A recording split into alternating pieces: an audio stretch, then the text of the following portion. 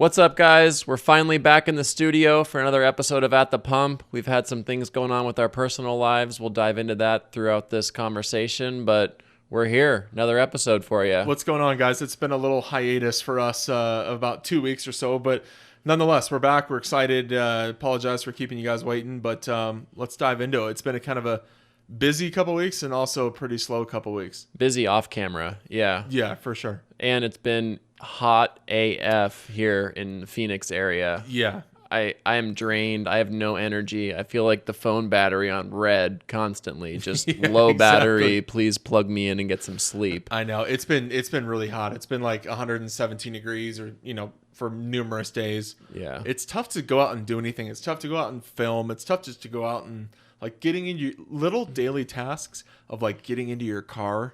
Yeah. For anyone that's not from Arizona, if you're from here, you'll understand. But dude, getting into your car after it's been sitting in the heat since 117 degrees is no joke. Holy shit. Your ass is on fire. Everything. You can't breathe. You might burn yourself on the seatbelt. Yeah, exactly. Give yourself a nice little brand mark on your arm. Definitely. If you don't have a sunshade, please buy one. If you're in AZ, it doesn't do anything. It doesn't do much, but it helps a little bit. But it's ridiculous. Limo tint and cooled seats is the best thing you can have. I think. What's been new with you, Brian? What have you been doing the last couple of weeks? Dude, job's been crazy. I'm currently at Moon Valley Nurseries. Been planting trees and designing people's backyards. It's kind of an eye-opening experience that people are spending this much money on ficus and stuff to basically build a privacy barrier with their neighbor, because now their neighbors are home all day they are. So they're wanting plant sales are up during coronavirus. Yeah. Interesting. People have got that honey-do list and they've got to cross things off or they're getting tossed. So this is a new job for you that you started recently? Yeah, I'd say mid-June. Oh, okay. So gotcha. A little bit. Yeah, it's interesting. Everything's new, new experience. I love it though. People are dropping crazy money on Dude, the average backyard is probably $7 to $10,000 worth of landscaping, trees insane. And shrubs and little decorative pots and things like that. It's ridiculous. We're going to do that here at my house. My wife wants to do the backyard and so do I, but it's expensive. Yeah, no, and stuff adds up like crazy. If you're doing citrus trees or you're doing big ficus and stuff to kind of block out the neighbor, a saguaro cactus is $200 a foot. So if you have a 10-foot tall saguaro, that's $2,000. No shit. Yeah. I mean, I got about a 10-footer in my backyard. So if any of y'all need a cactus, I'll make you a deal. I'll put that right into something cool in my garage. Yeah. No, it's definitely crazy, but it's fun. Keeping busy is always a good thing, and it makes the days go by quick. Sure. A week goes by like that, and then I'm looking to try to get into a car meet or go do something. But like we've been talking about, at the end of the day, it's so hot. The cars don't really run that great in the heat when it's 115, nor do you have energy to kind of mob around and go try to find some buddies to cruise with and stuff. So for sure. The Arizona car scene in the summer is pretty dismal. Just no right or wrong. It's just because it's ridiculously hot. And yeah, I mean, it could be 7, 8 p.m. and still be well over 100 degrees, even though it's dark. Right. It is what it is. Yeah. So one of the things on that we're still kind of bummed about, that we've been going to, at least since we've had our license here when we were 16, is the pavilions off Indian Bend and the 101, which has been a notorious car meetup on Saturdays from maybe 2 o'clock to 9 p.m. as long as I've lived here, and that's been 20 plus years. Yeah. It's been going on for decades before that. It's a sanctioned event. It's not it's set up by a company that runs it at a local area called the Pavilions, and it's just a massive parking lot, and it's a huge shopping center. It's a huge shopping center. So all the restaurants around there love the car community because they're bringing business. There's hundreds of people that come to this every Saturday. Yeah. All different types of cars. Old classics in the afternoon, your imports and tuner cars kind of rolling in the evening, exotics, everything in between. Sure. But with the COVID-19 Corona stuff, they've shut that down. Yeah. And there's no sign of that opening back up again. We're both kind of pissed or bummed about that. But there is a local group called Phoenix Pop-Up Meets, which has done a really good job of kind of stepping up and providing the car culture with events to go to and people to kind of mingle with and cruise around with in this time when these other sanctioned larger shopping centers and stuff are kind of closed. So they've been doing a good job of having a meet at least once a weekend all across the Valley, Phoenix metro area. And they're not bad. We've had a video if you guys want to click below or check that one out. Yeah. We went to one on the rooftop parking garage in Old Town Scottsdale on our last episode. Not a bad turnout, and hopefully they're gaining traction. It's a new group, so we'll see what they got to come in the next few months. For sure. No, I like what they're doing because, I mean, they're doing everything based off of Instagram, right? Yeah. And there's, I think, multiple per week of like just random meetups that, it's a cool opportunity for people that just want to get out of the house, especially in like these times, you know what I mean? Like any excuse to go out. And I think it's cool. I think they've done a great job. We've enjoyed going to a couple of them. And, it's a good alternative now with everything else being closed. And, that might be just a normal thing for most people now is just going to certain meets that they set up. Yeah, definitely. So what's new with you? Yeah, You've been moving and shaking with the job. Yeah, it's been a pretty busy couple of weeks. So I actually changed jobs, still within the exotic world, but for those of you that are tuning in for the first time, so I was working for Bentley, Lamborghini, Rolls-Royce, Bugatti, and Aston Martin, kind of encompass those 5 brands, and recently took a nice move over to our Ferrari store in Maserati as well. So very similar to what I'm doing, but it's really cool. It's a nice change of pace. I'm super excited about it, kind of re-energized, and it's a really cool brand. Yeah, there you go. A really cool brand to be a part of. I mean, as a kid, I've had Ferrari posters on my wall. Oh, yeah. So I'm proud to say where I work and who I work for and work with. So I'm excited. I've been kind of just head down for the last couple of weeks trying to just get acclimated to everything and learning. The learning process is something that is going to be fairly long, but that's okay because, I enjoy that kind of stuff. As a car enthusiast, you enjoy learning about the top of the top. So super stoked to be working for Ferrari now. And I think it's a good opportunity. So I'm excited. Yeah, definitely a step up in the right direction. Yeah, absolutely. I mean, it's not only a cool brand, but I mean, the racing history of Ferrari and just everything that goes with Ferrari. Yeah, the heritage and everything. I'm super stoked. So, yeah, it's been a busy couple weeks. What else is going on with the garage here at the house? Yeah. So, okay. Let's dive into it a little bit. B5 S4 is for sale. Ooh, he almost stuttered there. It was tough to get it out. It was really hard. So I've made the decision that the car is going to be posted for sale. Now, my idea and game plan for this car is to get it prepped and ready for Bring a Trailer. That's what I want to do first. Nice. Ideally, I'd like to sell it to someone local that can appreciate the car, keep it here, and enjoy the car for what it is.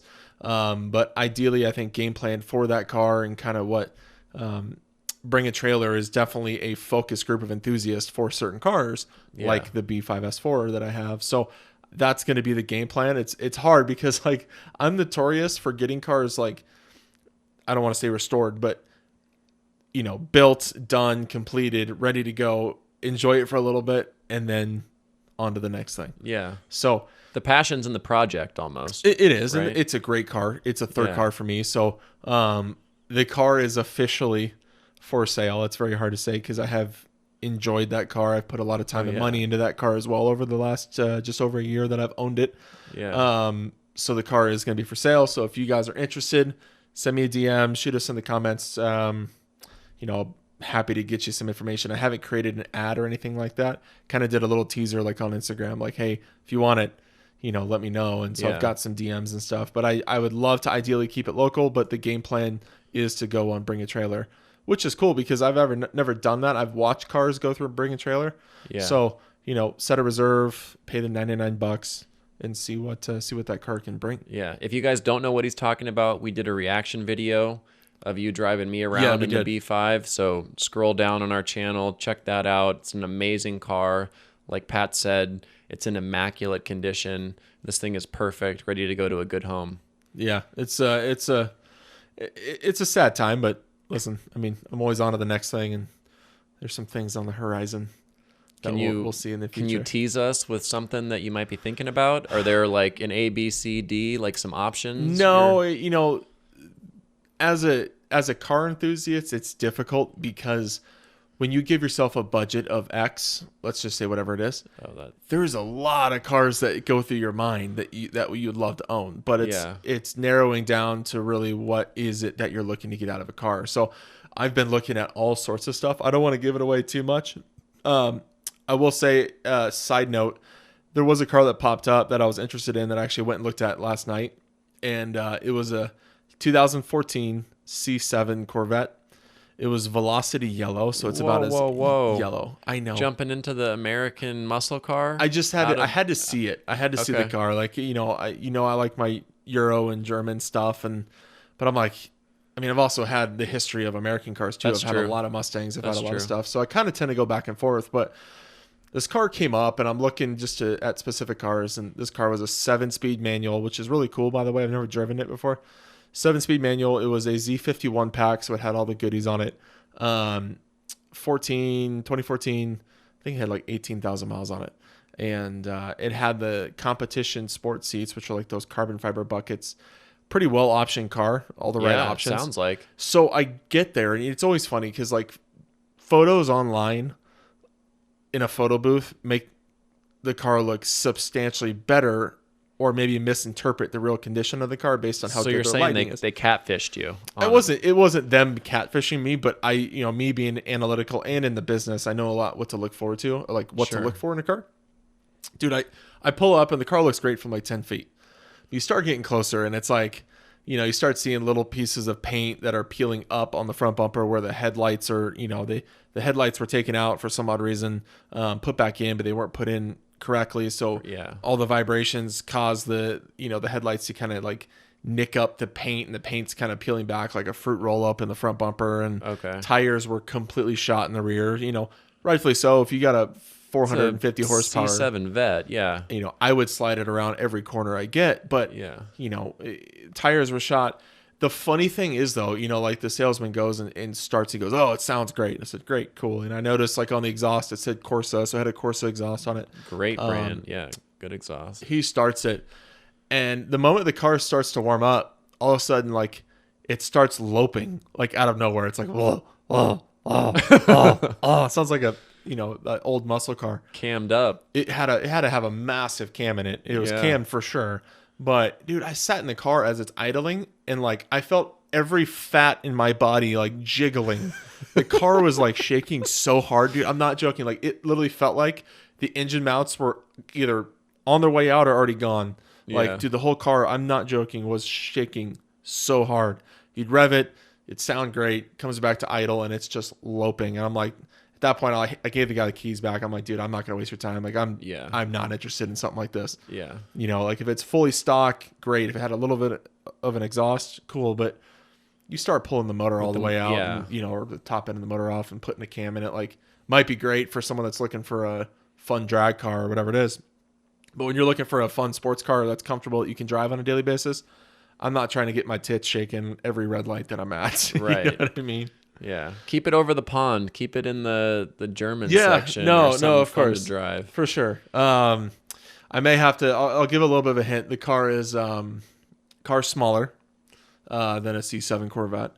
M3. The car is from across the pond, and it may or may not be mid-engine, so we'll have to wait and see. And there'll be a video coming soon on the release of the new car. An Alfa Romeo 4C. You're not supposed to tell people what I got. Oh, whoops.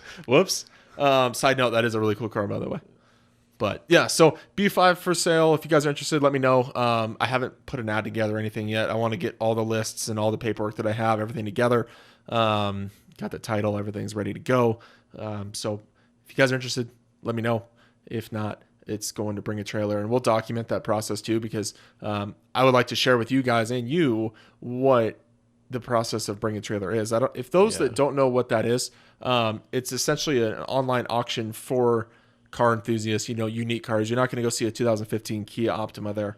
You're going to see and it's also cars that are built with like crazy good quality, good parts. Like it's a top of the top, creme de la creme type marketplace. You're not finding like a Civic with cut springs and a auto whatever. AutoZone muffler or something. Yeah, you're gonna see all original stuff. It's the nice. Yeah. It's like, you know, your high-end Barrett Jackson auction Right. type quality, but they sell a lot of cool stuff. So they require, I think it's like 120 photos of the car, like videos underneath. So it's fully disclosed, and I think it'd be a fun process to move the B5 into someone else's hands and document that process here at the pump. Definitely. And probably one of the most important things about building something up like that is you want to make sure that it goes to another enthusiast or another, like, you know, well-deserving owner who's going to take care of it and treat it the way that you did and enjoy it with the amount of, like, fun factor and wow factor there is behind the wheel. Yeah, it's a unique car. It's not a car that someone can just go to the bank and get a loan on. It's a 20-year-old car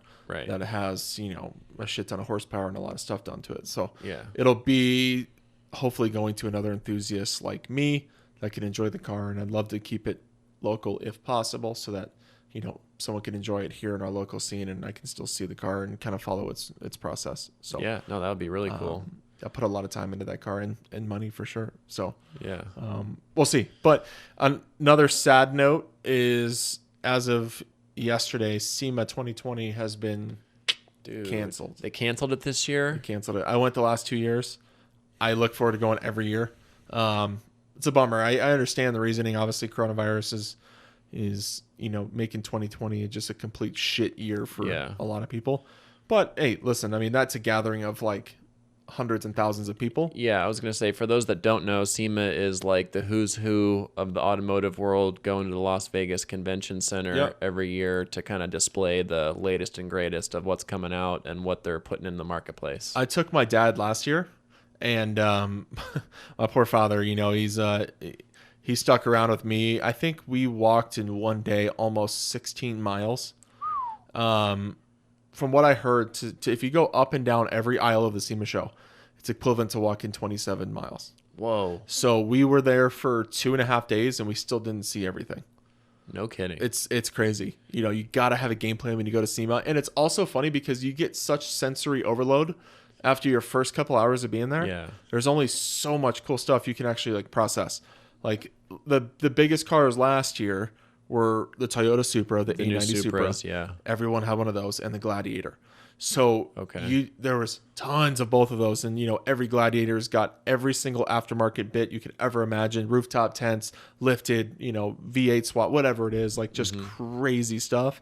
And you'd see 100 of them, you know. So it's cool. Don't get me wrong, but you get sensory overload. There's only so much you can process because it's that cool of a show, and it's a time for, you know, car makers to show off their new cars, after sales companies and aftermarket companies to show off their latest and greatest, from, you know, performance parts to wheels to suspension to engine components to paint to wrap. I mean, they wrap cars live in front of you and just wrap it one color, peel it off, wrap it another color. It's a very interactive, cool place for any car enthusiast to go to. So hopefully 2021... Hopefully we'll be back again, and we can go check that out. Yeah, that'd be cool. So we got to get you there. Yeah, definitely. You have to be somewhat tied into the automotive industry. It's not open to the public. Right. So, you know, if you have a way to, you know, somebody that might be in the automotive world or have a business that you can say is kind of tied into automotive industry somehow, then you'll get in. It's cheap. It's like $40 to get a pass if you do it far enough in advance. I think, and then it like goes to $100 and something bucks. Yeah. But it's totally worth it. And you get to spend a couple days in Vegas. Right, which is never I'm still a bad not thing. allowed back there anymore, unfortunately. But no, it's a lot of fun. So but yeah, so what else you got going on, Brian? That's really it. I'm waiting for the weather to cool down, take the Subaru out, and you've been driving it explore at all, or no? some of these roads. Not really. Honestly, the Phoenix pop-up meets was the last time I drove it out. It's been sitting in the garage for a week and a half or so. Got it. This heat is no joke. It's tough. And I need something with a good AC. Fortunately, the Daily has got cooled seats and limo tint, so you can't pass that up. I've been daily driving the B5 because we sold my wife's car in preparation for, you know, another car coming in to the channel, but daily driving the B5 is a little bit tough when it's 117 out. Yeah. So, you know, you start it, let it warm up for 15 minutes. The AC works great, but still, it's a 20-year-old car. Like, it's just hot. Yeah, it's And nothing like the modern luxuries. No, and your Yeah. both of the side mount intercoolers are like right on the ground, and the asphalt temperature's got to be like 135. So Right. not the best car to daily, and it's super low and super quick and blah blah blah blah. So Right. I've been dailying that for the last week or so, and that'll change here next couple of days. Ooh. So Stay tuned. He's going to tuned, get a guys. new car. He's teased us with a few kind of classifications of what it might fall under. Yep. I'm hoping it's over the pond. I'm hoping it's a driver enthusiast For the car. record, I have not told Brian. He does not know what I got. Yeah. So he's it'll be a surprise to you and to you guys as well. So My hunch is he went back to that M badge. I think he went back to the M badge. We'll see. is that because I'm wearing an M watch right now? No. We'll see. Hopefully next week we have some content. We'll put a little prayer up there that everything runs smooth with this transaction, or the one you get passes inspections or gets over here safe and sound. For sure. And we'll stay tuned and try to check that out. I'm super excited to see what it is. He's always got a trick up his sleeve, so I don't know. It'll be a surprise. It'll be a good surprise for the channel. That's why I threw out that Alfa Romeo 4C. You're teasing that mid-engine stuff or rear engine. I'm like, oh, what's he doing? I can't answer anything that you're saying right now. So, Guys, thank you so much for tuning in. It's been a couple weeks, but we appreciate you guys, and smash that subscribe button if you guys are enjoying the content. So we do weekly videos. We'll do podcasts like this, Automotive Podcast, with different topics, and soon to be traveling this setup to other places in the Valley and get to meet some of my really cool friends that run some really cool businesses here, and just some really cool influential people in the automotive world out here in Scottsdale. So definitely. that's the goal. But we're having a lot of fun, and appreciate you guys tuning in, and we'll catch you guys in the next episode. Later. See you guys.